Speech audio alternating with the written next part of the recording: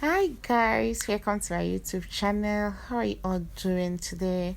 Today our tutorial will be on how to make crinoline spiral. So this is a very interesting tutorial and I hope you find it interesting and easy too. Okay, we need to get started. The materials needed are the crinoline, glue gum, scissors, Sinamay bias strip, plier, needle and thread, and of course we are not forgetting our copper wire. So here I used 0.990 mm of this particular copper wire. So you can get this copper wire from any of the millinery shops or jewelry shops. So it's quite is widely available. So remember I use 0.90 mm, and you can you can actually work with a soft millinery wire too. Okay, that's that about the wire. To get started, you need to get the measurement of the crinoline. Here I used 37 inches, 7 inches of the millinery wire, sorry, of the crinoline. So that was exactly what I used here. You can get any measurement of your choice. There is no rule on the particular measurement to use. So the same thing applies to the copper wire. I measured out the same 37 inches of the crinoline. That's the same measurement I took of the copper wire. So it's very very necessary that you work with the same measurement to help you get even length of your work. So to get started, you want to attach the wire to the crinoline.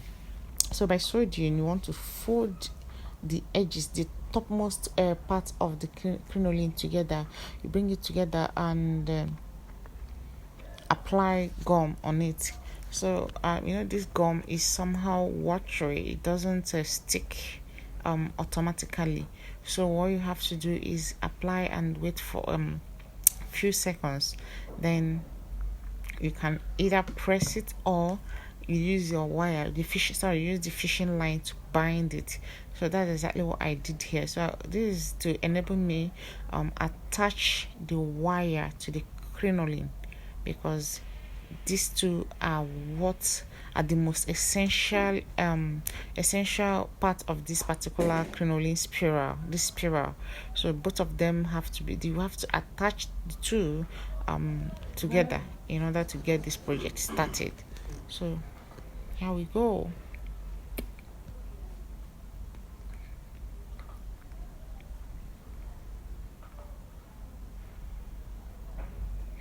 Just pay close attention. I'm sure you're going to grab this at once. Even if you don't get it at once, you just have to continue to practice. Just get the right material and you're good to go. So much. So after which you want to use your needle and thread to secure the wire and the crinoline. So this is how it goes. So the wire, remember, the wire has to be in between the folded parts of the crinoline. Just when you fold the crinoline into two, remember first and foremost apply the glue gum at the topmost edge, then bind it with the fishing line. Okay, here I'm using fishing line as my thread to stitch.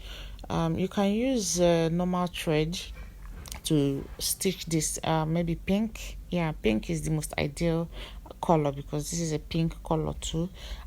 Or you use the fishing line. So here I'm using the fishing line to stitch right down from top to down of this particular project.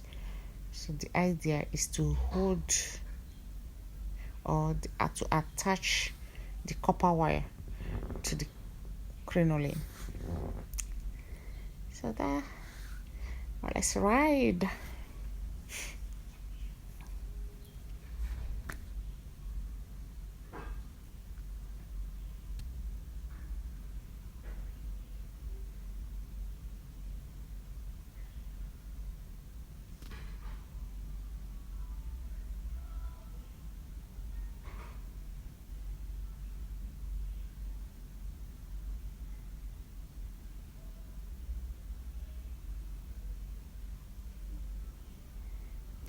can see how I am placing my needle.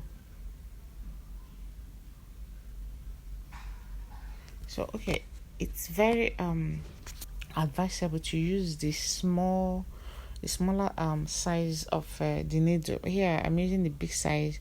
I don't it's not the most ideal, especially when you're not an expert on this. So you want to use the smaller needle because crinoline is not like a normal fabric or Sinamay. It's somehow fragile. Yeah, I think is the right thing to say, right words to use here. It's somehow fragile. It can easily get torn. So you want to be careful why doing this, why stitching this, and that's why it is very very advisable to use this smaller needle because the penetration won't be, or the perforation won't be very very wide and obvious. So just remember.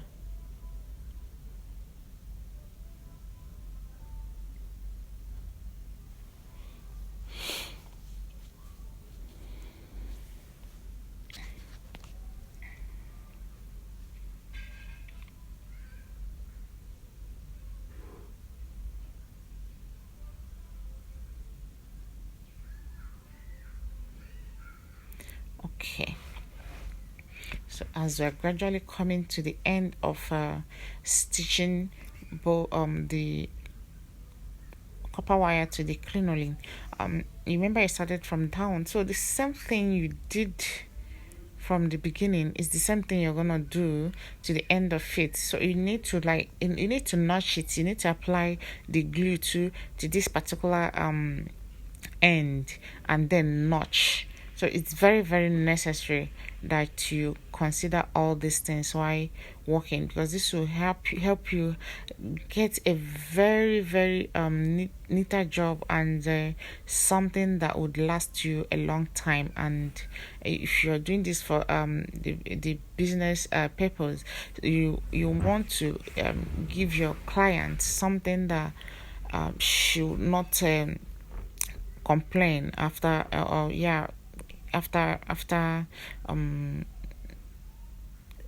few months or something like that. So all these things you must consider in order to get something that is very unique and durable.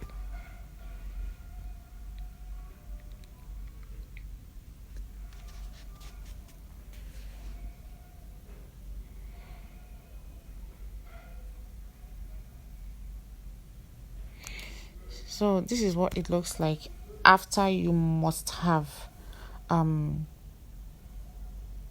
stitched right round, or after you must have stitched from down to top. So this is what it looks like. So the next thing to do here after notching it is to use, just watch.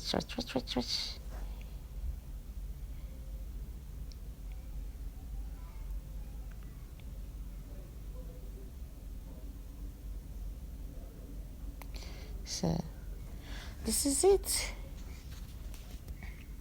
Okay, so now we want to use this Sinamay bar strip to bind it right round from top to down, or from down to top. So there is no rule.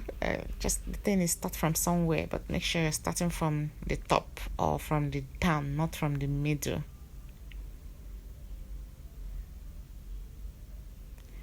So apply the glue gum and then attach the Sinamay bar strip to it. As usual, just allow the gum for a few seconds to somehow get sticky.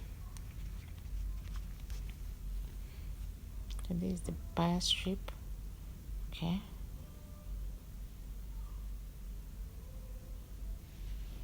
While working with this gum, just be careful. And another reason you want to allow it to dry for a few seconds is to make sure it doesn't get your work dirty. Do you understand? Because if it's very very watery, if you attach it, there's no way it won't penetrate through the strip. So you don't want that on your work. You don't want to, if it is maybe say black, you're working all through, you can spray paint it. But this particular one, you want to be very, very careful and make sure everything is as neatly placed as you love it. So after attaching it, you apply the gum from top to down, and then attach the Sinamay bias strip.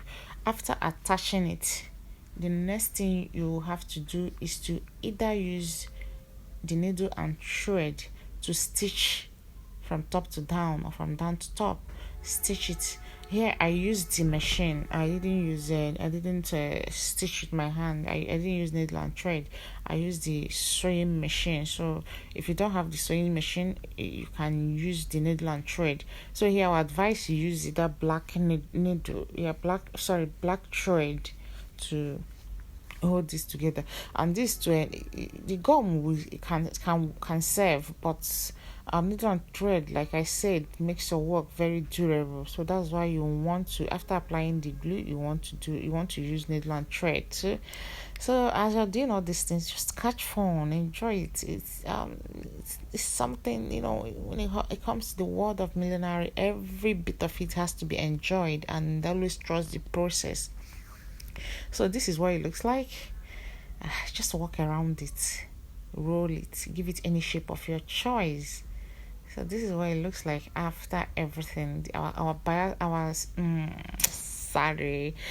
crinoline spiral is ready, and what's next is for you to use it to achieve anything you want to do when it comes to a headpiece or fascinator. You can use to embellish the base of your fascinator. You can use this as a headpiece. You can attach it to Alice band, and there you go. So what is important is knowing how to do this and getting it beautifully done. That is the most important thing. So like I said, that the particular wire I used here made it possible for me to walk around this particular spiral. It's very, very flexible, so you can turn it, you can stretch it, you can give it any shape at all you want. So that's the essence of that wire. Millinery hard wire is not even a choice, not an option at all. So don't even consider using that, because unless there is something else you have in mind to achieve, because you can't achieve this with it, because you can't turn it around. And so see, I use this my base, and this is what it looks like at the end of the day. So I hope you enjoyed. So guys, please subscribe to my channel, give me a thumb up.